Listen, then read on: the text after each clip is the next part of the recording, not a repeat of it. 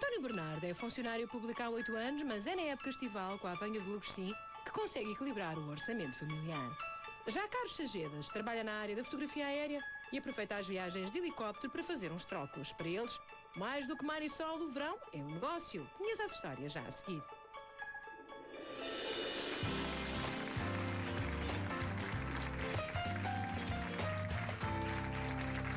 Nós pensamos em quê? Em praia, em sol, férias, calor, muito calor. Mas para os meus convidados desta tarde, verão é sinónimo de dinheirinho e de muito trabalho. Exemplo disso é o meu próximo convidado, o primeiro, o Carlos Sagedas, que já está aqui ao meu lado, que é especialista em fotografia aérea e que decidiu aproveitar as viagens de helicóptero, que devem ser lindas de morrer, já vamos falar dele com isso, para ganhar uns trocositos, porque realmente no verão consegue gerir melhor o seu orçamento. E por isso mesmo eu peço o vosso aplauso para o Carlos Sarjeda, que é o primeiro convidado desta tarde, que veio de Sesimbra. Estava lá muito calor ou não, Carlos? Muito calor. Também foi assim às 8 da manhã à sua varanda? Eu, por acaso, acordei às 6 horas e já estava muito calor. Bom vir para a praia, quase. Exato. Aliás, há pessoas que vão à praia nessa hora para evitar os congestionamentos normais de quem vai para Sesimbra. Pois, porque aquela zona ali, Sesimbra, Costa de Caparica, não é? Nestas alturas do ano fica cheia de gente Não, e tem depois uma há o vantagem de trânsito. ter uma praia muito calma. Nós chamamos a praia das famílias, porque como não há ondas, é onde toda a gente vai que tem bebés. Portanto, deve ser a praia do país que mais bebés tem. Porque não há ondas, quer dizer, é extremamente seguro. Olha, não tínhamos noção disso. A Sesimbra é a praia do país com mais bebés por metro quadrado de areia. Garantidamente. É. Eu passei lá E férias também, durante 7 anos, e também sabe? das praias mais seguras, porque imagino com os milhares de bebés que há, milhares de bebés que há durante todo, não há um incidente. Não. Não.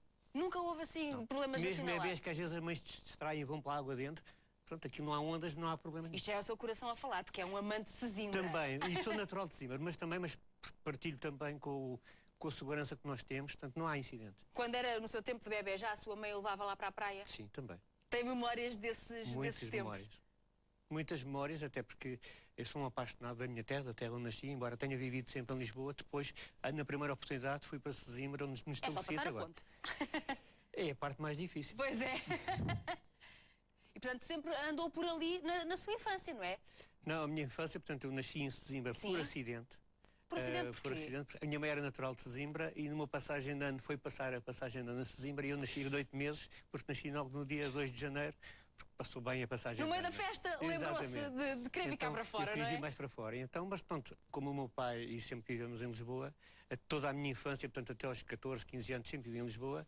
Depois, quando casei, fui para a zona de Sacabém, portanto, e depois quando quis realmente, a terra que eu queria era vir para a minha terra de trabalhar e viver, e vim para Sesimbra. Mas o Carlos cresceu num ambiente muito especial, porque penso que os pais, ou principalmente o pai, Sim, o meu pai. Ligado às teatrizes, não é? Ao teatro, e portanto o Carlos foi crescendo nos palcos. Sim, toda a minha família, portanto, já há muitas gerações que o teatro e o cinema e a ópera e a música que sempre convivi muito perto, desde há várias gerações. Mas começámos, o meu irmão começou a andar no palco, eu a partir de muito cedo comecei a fazer teatro, cinema, rádio, portanto, que é normal. Diz que idade? 8 anos, a primeira vez que me estreiei num filme japonês, por acaso. Aqui em Sesimbra também. A falar japonês? Não, em português, mas havia tradução. Mas já aprendeu alguma coisa na altura? Lembra-se de Não me lembro, ficar com algumas sei que palavras? eles deram assim umas dicas, mas eu não percebi nada do que é que estava a dizer. A gente diz que sim, mas pronto, com qualquer miúdo Pronto, acaba por dizer dar. que sim, Exato. com a cabeça é igual Sim. em todas as línguas, Pronto, não é? mas depois fiz na altura, logo nos 8 anos comecei com o cinema, curiosamente depois... Mas foi por si? Ou foi o pai que instigou, digamos assim, esse gosto? Não, antes pelo contrário, o meu pai nunca nos obrigou, aliás, nós sempre gostámos de teatro, ou não tivéssemos uma família, era raro o dia que em minha casa não tivessem os grandes atores consagrados deste país. Tive a sorte e o privilégio, e posso dizer até a honra, de ter convivido com os grandes nomes deste país. Coisas que eu tenho alguma saudade, quer dizer, as tertúlias, enquanto a maior parte dos miúdos de 14, 15 anos ia jogar ao Berlim, eu tinha serões de poesia em casa com o Stal Monteiro e coisas assim, portanto, para ter uma ideia... Que inevitavelmente iriam fazer parte depois da sua formação, pronto. não é? E então nós muitas vezes não gostamos porque não conhecemos.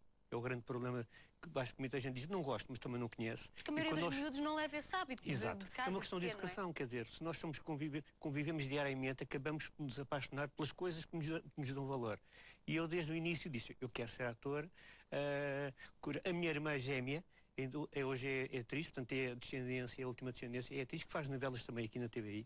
Como é que ela se chama? Maria Fernanda Sargentas, que faz muitas contracena muito com o Rui de Carvalho também, que já foi meu pai, já foi meu avô, portanto, na altura. Ah, sério? Eu aos 18 anos tive que optar, ou era a fotografia ou era o teatro. Mas então, aos 8 anos decide participar nesse filme e ficou aí logo entranhado o bichinho do cinema, do teatro, mas chega a casa aos 9 e diz ao pai: acabou-se, a partir de hoje sou eu que mando na minha vida, sou ator.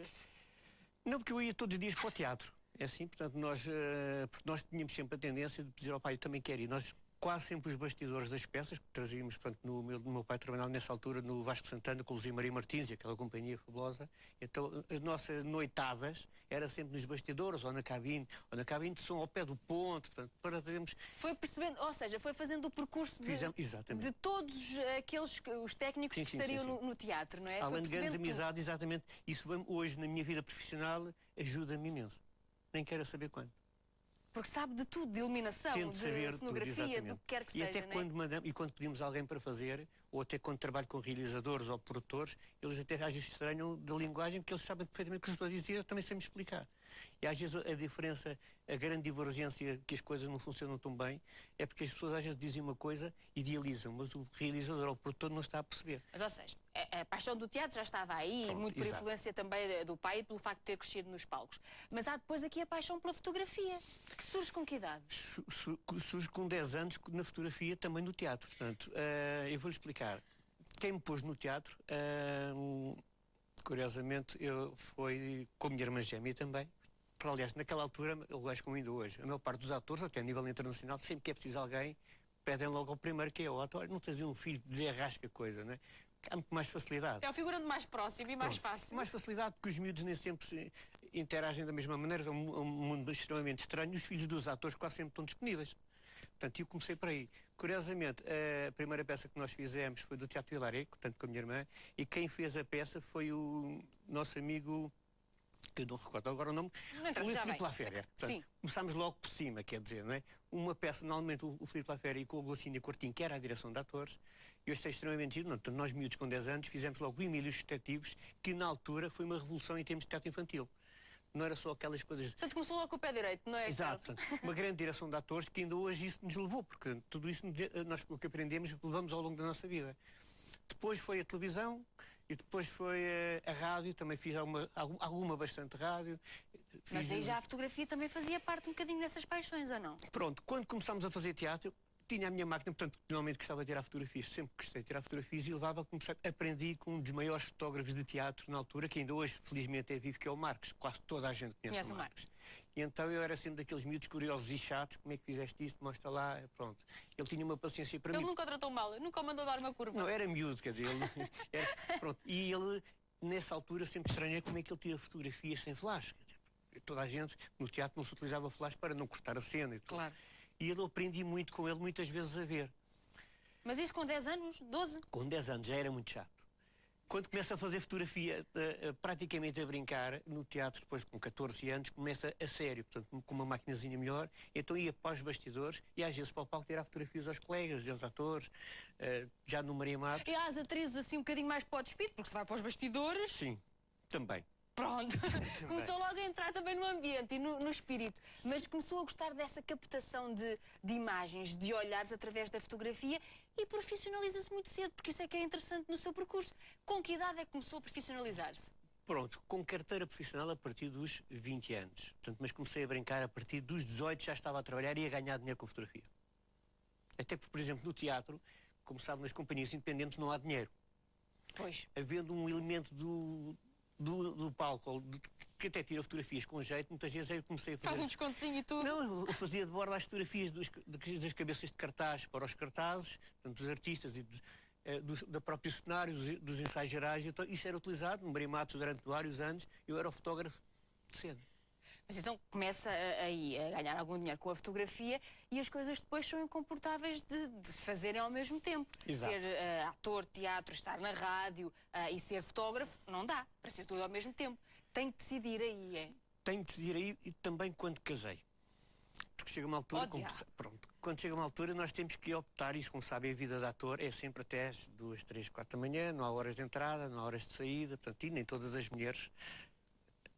A sua mulher não queria tanta amante no meio da sua história? Não era uma questão de amante, é uma questão... E eu percebo isso hoje, que sou casado há 27 anos, a gente percebe que tem que haver tempo para a família. E muitas vezes os atores, das duas uma, ou são casados com atrizes, ou são casados com uma pessoa como a minha mãe, que sempre viveu muito em função do meu pai. Mas o Carlos casou com que idade? Eu casei com 21. Muito novo Muito mesmo. novo, muito novo. Mas foi assim, paixão à primeira vista? Assolapada. Onde é que vocês se conheceram? Na escola, ela era colega na mesma escola de outra turma, e foi assim uma paixão que eu, daquelas que disse, olha, aquela, eu vou casar com ela um dia. E casei. Ela nunca acreditou, mas é verdade. Mas não me diga que olhou para ela e foi-lhe logo lá dizer, estás a ver? Um dia deste vais casar comigo. Foi mesmo assim. A sério? A sério. E ela deve ter dito. Vai dar uma volta ao bilhete. Exato, pronto. Quantas voltas teve que dar até chegar a ela outra vez? 1 ano e tal, mas pronto, namorámos 3 anos e tal e pronto. Mas isso ela foi muito fez-te cedo. difícil durante 1 ano? É verdade, E o Carlos lá continuou? sempre. Merece Eu acho um que- aplauso por esta teimosia. Não, eu acho que devemos lutar por aquilo que acreditamos. Claro. não é? E o Carlos acreditava, não é? Sim, Que ela era a exato. mulher da sua vida, tal como aí em casa. Se acreditar que hoje vai receber, assim, de mão beijada, 1000 euros que são garantidos, ou um jackpot de 45.500 euros, vai ter a certeza que ele vai parar a sua casa. É só ligar para o 760 100 760. Aliás, ele está agora aqui no seu ecrã e faça um bocadinho como o Carlos fez com a noiva. Olha para este número e diz, vais-me dar aquele dinheiro, vais-me dar aquele dinheiro, e pode ser que o dinheiro vá para a sua casa. 1000 euros são sempre seus. Basta ligar e a sua chamada depois ser a chamada selecionada. Não tem que fazer nada, só me diz boa tarde, atenda a sua chamada e eu dou-lhe 1000 euros. E depois, com um bocadinho de perícia, é certo, terá que casar as nossas rodelas e aí sim pode chegar ao jackpot de 45.500 euros. No dia de hoje, este dinheiro comprava os ar-condicionados todos para encher a sua casa, para ter realmente tempo fresco. Pense nisso e pense também na casa. É que ao ligar, fica inscrito para ganhar um apartamento, o fantástico T1 em Albufeira. Temos para lhe dar já na próxima sexta-feira. Já não tem muitos dias para se inscrever, por isso mesmo, olhe para as vistas do apartamento, olhe para o próprio apartamento, para a piscina do apartamento, para a sala, para tudo. Este apartamento pode ser seu se ligar para o 760 100 760. Mas voltemos então à história do Carlos. Estávamos no ponto em que estava a dar a volta à sua mulher, claro, e se casa com ela. Ela sabia das suas paixões. Exato, aliás, quando me conheceu, eu já fazia teatro nessa altura.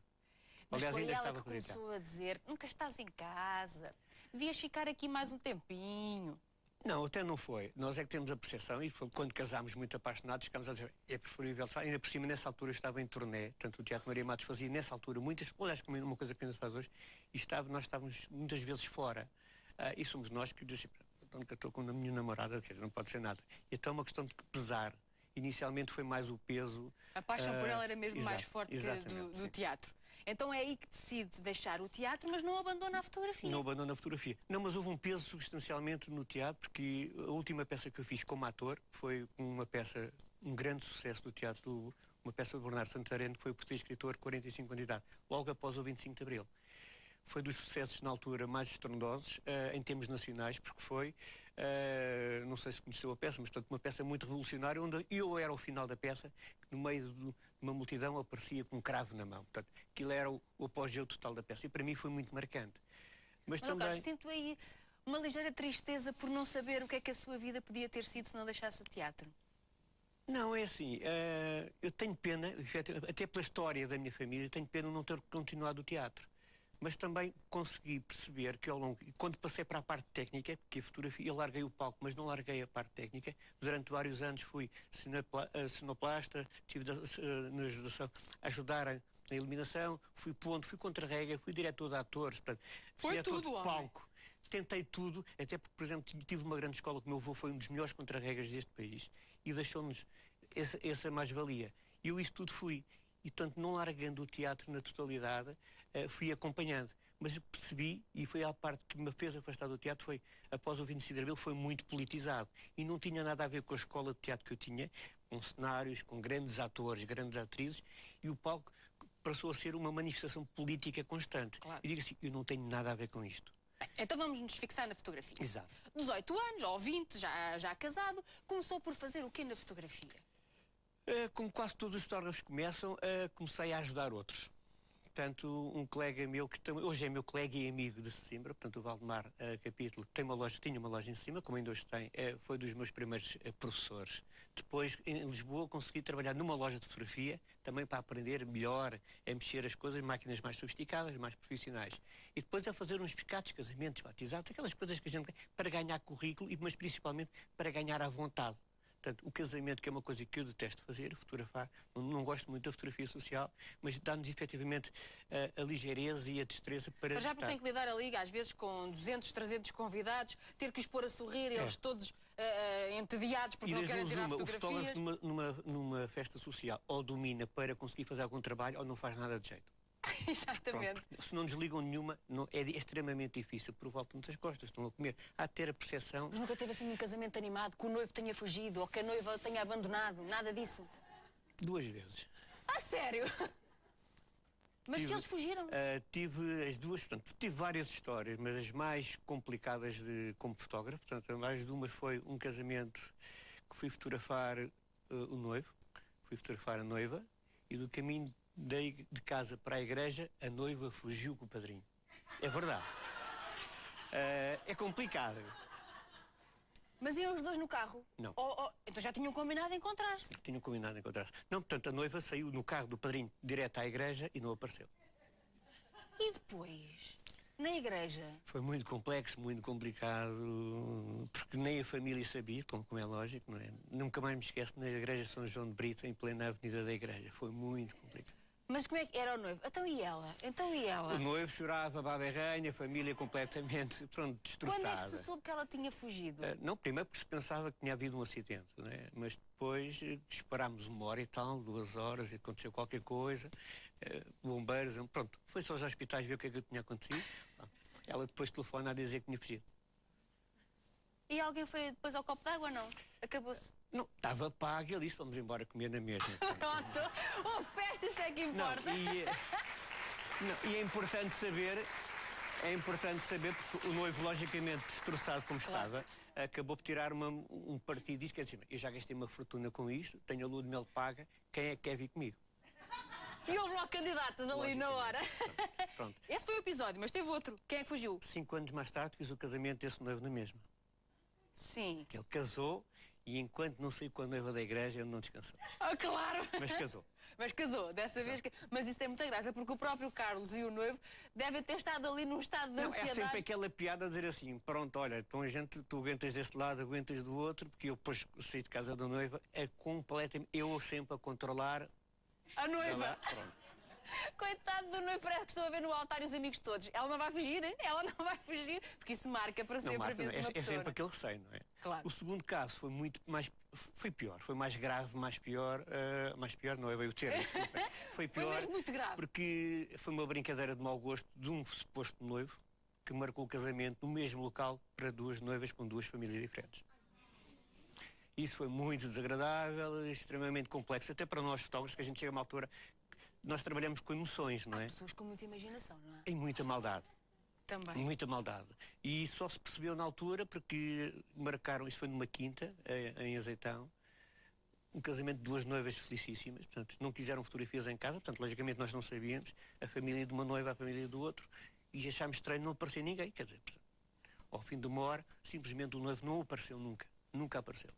E quando o registro civil, portanto, porque também não sabia, a lógica é que há pessoas que têm o mesmo nome, quer dizer. Claro. Mas quando se começa a confrontar, mas porquê é que isto não aparece, porquê é que isto não aparece, vamos ver, é exatamente a mesma pessoa.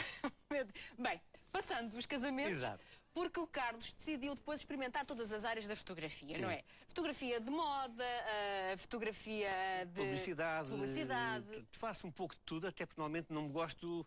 Eu gosto de exige a mim próprio evoluir. Portanto, está sempre a fazer a mesma coisa, a gente acaba por definhar e não evolui muito, não é? Até de comida. O Carlos faz fotografia de comida. Para livros... A comida foi um desafio do meu querido amigo, e ainda vi aqui à TV com ele, o chefe Luís Espiro. Sim. Vi uma vez, ele deve fotografar para o livro dele, foi a minha grande experiência de comida, já tinha feito algumas coisas, mas não com o nível profissional que é necessário, e o chefe Luís Espiro, que eu conhecia acidentalmente, desafiou-me para o grande projeto da vida dele, e se calhar meu, que é fazer um livro da vida dele e das influências que ele tem na sua comida. Mas é capaz de estar ali a fotografar e não tocar? Como quase sempre depois. Ah! E então que o chefe suspira é impossível não comer. Não experimentar, exatamente. Essa é a recompensa, não é? Depois da fotografia. Mas vamos à fotografia de Sesimbra e da sua paixão de miúdo, porque penso que no fundo, para dar aso a essa sua paixão e ao gosto que tem por Sesimbra, que descobre os helicópteros. É assim, eu comecei a parte social, isto no fundo tem uma cadeia. A parte social, quando a gente às vezes vai fazer aqueles casamentos, acaba porque o nosso trabalho, felizmente, é cotado, as pessoas gostam do nosso trabalho e muitas vezes trabalhamos com empresários, são filhos de empresários que casam. Esses empresários, olha, eu tenho um trabalho para si, não sei se você está disposto. E muitas vezes, por causa de um casamento, ganhamos trabalhos, um volume de negócio, de volume de trabalho e às vezes até da indústria pesada. Portanto, o casamento até dá jeito. Muitas vezes dá. Então, sem eu me perceber, de repente estava a fazer fotografia industrial, construção de obras públicas, autoestradas, porque naquela zona de Sesimbra, portanto, nós temos grandes empresas de construção civil, e acabei de começar a fazer, ainda hoje faço, é das coisas que mais faço, é acompanhar obras públicas. Portanto, ao longo desde o começo até acabar, portanto, às vezes obras de 1 ano ou 2, todos os meses vamos fotografar. Por isso mesmo, de repente, é necessário fazer fotografia aérea das mesmas obras. Eu não estava minimamente habilitado, mas isto não é nada de especial, quer dizer, é só temos que alugar um helicóptero lá para cima. Agora, quando a gente vai lá para cima e abre a porta, quer dizer, não é assim, aquilo treme de todo lado, há uma correntada enorme, portanto, há de ter um controle e a primeira vez, para a primeira vez, pensei, bem, para o caso eu não me safava bem, sai tudo tremido. Isto sai tudo tremido. Mas, logicamente, tenho cuidado, sempre que faço uma coisa nova, consultar colegas da mesma área, assim, dá-me umas dicas, como é que funciona, porque felizmente... Mas o Carlos tira fotografias como nós estamos a ver assim, agora ali com um pezinho de fora? Quando é caso necessário, sim, porque nem sempre o ângulo é possível, nós estamos presos com arnês. Pois. Não. É Não, proteção. aliás, sim, somos presos para ter uma habilidade de saída. Mas mesmo preso nunca saltou fora? Não, mas faz muito acorrentar, é muito forte a pressão. Só em casos muito extremos é que vamos para fora. Porquê? Porque nem sempre o ângulo de visão, porque nem sempre, embora os helicópteros tenham um bom controle, nem sempre o ângulo é o melhor. E quando estamos principalmente a fotografar ou a filmar, às vezes é preciso dar continuidade à imagem e o helicóptero nem sempre o pode fazer. Então temos tendência a vir um pouco cá para fora. O Carlos certamente começou a contar aos amigos que as paisagens e as vistas lá de cima eram realmente fantásticas e eles começaram a pedir para ir consigo Não, foi um pouco ao helicóptero. contrário. Aliás, a minha experiência foi deslumbrante. Quer dizer, estou farto de andar de avião, detesto. Quando cheguei ao helicóptero, é um mundo completamente novo a descobrir. Quer dizer, eu fiquei fascinado. Por sorte, foi logo na minha zona de Sesimbra. Quer dizer, se eu já gostava da minha terra, fiquei a amar aquilo. Que sempre que tinha trabalho, começava a dizer aos meus amigos, epá, vocês querem vir comigo? Vamos embora. Então comecei a desafiar todos os amigos. Nunca fiz tantos amigos como nessa época, porque toda a gente queria ter comigo. Epá, quando houver um lugarzinho, eu tinha lugar nos helicópteros, então comecei a levar muita gente. Mas passado um bocado já eram os amigos dos amigos a querer vir também. Epá, quando houver um sítio, um local, e chega uma altura assim, espera aí, que isto não pode ser assim. Isto a €1 cada um já dá um dinheirito, um dia destes. E então foi a primeira ideia, portanto, eu durante vários anos comecei a levar muita gente para vários locais, até porque nós começámos a ter, às vezes o mesmo cliente, tínhamos obras em Lisboa, no Algarve, no Norte, portanto, um pouco por todo o país. Graças a este trabalho eu comecei a conhecer o país todo a nível aéreo. Exatamente. Aliás, se calhar conheço mais a nível aéreo que a nível do chão, portanto. E então, em cada local, comecei a registar também para mim, não só as obras, e comecei a fotografar para mim. Isto é capaz de dar uns postais dias, é capaz de dar um trabalho interessante. E, no fundo, criei uma base de dados e base de imagens muito forte, um pouco de todo o país. Então, mas hoje em dia o que é que faz? Porque penso que abriu uma empresa, não é? A Falcão Azul. Falcão Azul, há 10 anos, portanto, exige há 15 anos, mas há 10 anos, formalizou-se mesmo com uma abertura oficial da empresa e faz turismo aéreo de helicópteros. Não temos helicópteros, como toda a gente pensa. Oh, Carlos, empresta-me o helicóptero. Não contem, não tenho. O próprio Carlos aluga o helicóptero. Nós fazemos uma prestação de serviços, portanto, no fundo, é organizar passeios ou eventos. Temos parcerias com algumas empresas das diversas localidades com que eu trabalho, principalmente Sintra, Sesimbra, a Rábida, o Alqueva, que é o último paraíso na Terra que eu tenho de descobrir agora, é onde a gente trabalha mais. Então, localmente, negociamos com algumas empresas para aterrar o helicóptero. Se quiserem, as pessoas podem almoçar num local, ou podem pernoitar e fazer um fim de semana de caça em pleno Alentejo. Portanto, há um patamar... Há uma série de percursos. E alguns deles, se calhar, até fotografados. Ou seja, a pessoa pode escolher por catálogo as Sim, zonas. nós temos catálogos, temos filmes, fizemos um investimento muito grande em filmes promocionais dos próprios passeios, que temos no próprio site, onde as pessoas podem ver o passeio de Sintra, de Sesimbra, de Cascais, pronto, e vão ver, escolhem, tem um resumo mais ou menos de 7 minutos do passeio, e vão ver. Isto deve ser uma atividade até rentável. No verão. Essencialmente no verão, Essencialmente não é? no verão, sim. É rentável não tanto quanto a gente gostava, porque muitas vezes os custos de aluguer é muito caro, mas o grande problema a nível nacional é que não há onde aterrar. E às vezes poderia ser mais fácil. Onde é que podemos embarcar, primeiro? Quase sempre saímos de Tires. Portanto, nas bases aéreas, portanto, Tires, Évora, portanto, em algumas bases aéreas conseguimos aterrar. Sair. O problema é quando fazemos passeios queremos aterrar, nem em todo lado é possível, principalmente em Sesimbra, que é extremamente difícil, estamos no meio de 2 parques naturais.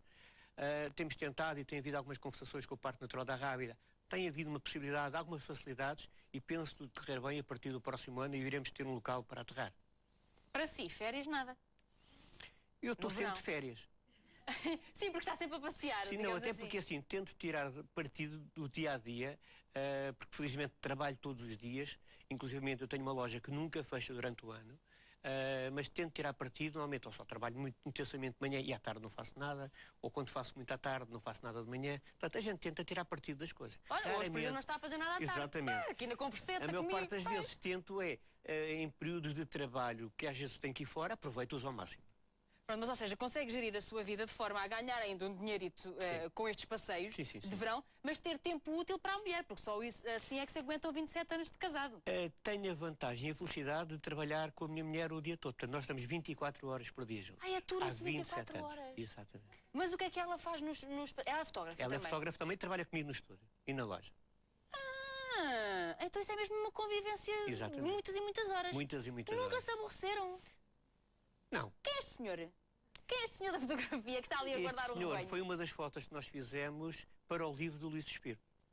Ah, que engraçado. Nem de propósito, nós já É falarmos verdade. dele há pouco. Portanto, uma das coisas que me pediram, portanto, de variedade que nós temos de fotografia, portanto, eu tento, como disse há pouco, não me fixar numa só coisa. Então tento a fotografia etnográfica, é uma das paixões. E o chefe Luís Suspiro, como era muito inspirado na parte da comida dele, alentejana e ribatejana, andámos 6 meses pelo país a fotografar. Grande vida. É verdade. E engordei 10 quilos para fazer esse trabalho. Pois, porque é provar depois tudo aquilo que fotografa. Só que o próprio Carlos tem também o seu livro, Vertigem Azul, com fotografias lindíssimas. Eu já as pude espreitar. Aliás, penso que nós também já mostrámos algumas no decorrer da nossa conversa, que são só sobre Sesimbra e sobre a zona. Vai entre a margem do estuário do Tejo e o estuário do Sado. Portanto, foi o único trabalho que eu fiz a sol. Portanto, toda a produção e investimento foi todo feito por mim, as horas de helicóptero, as horas de edição, tudo isso foi feito por mim e foi no fundo que tentar, eu percebi que, portanto, a Costa Azul, que é das costas mais bonitas, não há grande informação em termos de aéreo, portanto há poucas fotografias, muitas das pessoas que moram na zona de Sesimbra simplesmente não conheciam Sesimbra, eu mostro fotografias aéreas, mas isto é onde? Chegam-me a dizer, isto é Barlengas, isto é aqui, portanto não reconhecem. E uma das formas que eu quis publicitar a Costa Azul foi com a edição desse livro. Tenho toda a zona costeira entre Lisboa e o estuário do Sado. Foi um trabalho intenso ao longo de 8 anos. Portanto, há fotografias que ainda foram em película, as últimas já foram em digital. E, no fundo, é o meu cartão de visita para Sesimbra. 8 anos a fazer este livro, Sim. não é? E certamente com muitos dos tais amigos dentro do helicóptero, quando as tirou, e alguns também já como passageiros que pagam, portanto, o seu próprio percurso, não é? Exato. E este é o seu futuro, é o que quer continuar a fazer, Carlos? Estou-me a virar, portanto, a parte da fotografia mantém-se, mas estou há 3 anos a investir muito forte na produção de filmes de turismo, aéreos principalmente. Então criámos neste momento 4 filmes muito bons, modéstia à parte. Atrevi-me a participar em vários concursos internacionais. Tenho ganho alguns prémios, nomeadamente 2 na Polónia há 2 meses, um na Grécia há 3 meses e em Portugal o ano passado, que me deram alguma projeção. Felizmente, agora com os prémios da Polónia, um dos prémios, o terceiro prémio na Polónia foi os meus filmes passarem no Travel Channel em todo o mundo. Para isso vale mais que qualquer estatueta. E isso motivou-me imenso. Portanto, neste momento o que eu quero é criar uma empresa de produção de filmes para atrair o cinema a nível E isso internacional. é neste momento, porque já percebemos que o Carlos, a qualquer altura da sua vida, vai arranjar aí mais alguma coisa para fazer, certamente. Quanto é que custa, se eu quiser ir ali apanhar o helicóptero a Tires e depois ir visitar o Alqueva, quanto é que custa mais ou menos o passeio? Escolheu o passeio mais caro. Pois que... Então, Uma pessoa quando vai ver as montras é para ver o que Pronto, mais mas é caro. assim, normalmente isto tem a ver custo-hora, não é? Portanto, porque uma coisa, o passeio de Sintra, que são 15 minutos, a gente sai disso em Sintra, está em 5 Então pronto, minutos. esse de Sintra. Vá, começamos por aí. 150 euros. Portanto, normalmente a base será 10 euros por minuto. São 10 euros por minuto. Por minuto o helicóptero. E cada pessoa paga isso. Paga isso. Mesmo Portanto, que o helicóptero vá cheio. Não, mesmo que vá sozinho, paga, portanto é isso. O passeio mais caro que é efetivamente o do Alqueva, que ir e voltar de tiros lá são cerca de 3 horas e meia. Estamos a falar de 1.500 euros por pessoa. Não vá de carrinho, caro. que é um bocadinho mais barato. É caro, mas estamos a falar de várias emoções. Não é, Claro. não é só a emoção do andar de helicóptero, é a emoção de conhecer quase, atravessar um país com as serras, montanhas e pode ser o vales sonho de e o muita gente, Alentejo. não é? Pronto. Não, infelizmente temos alguns clientes loucos que dão assim prendas de aniversário dessas.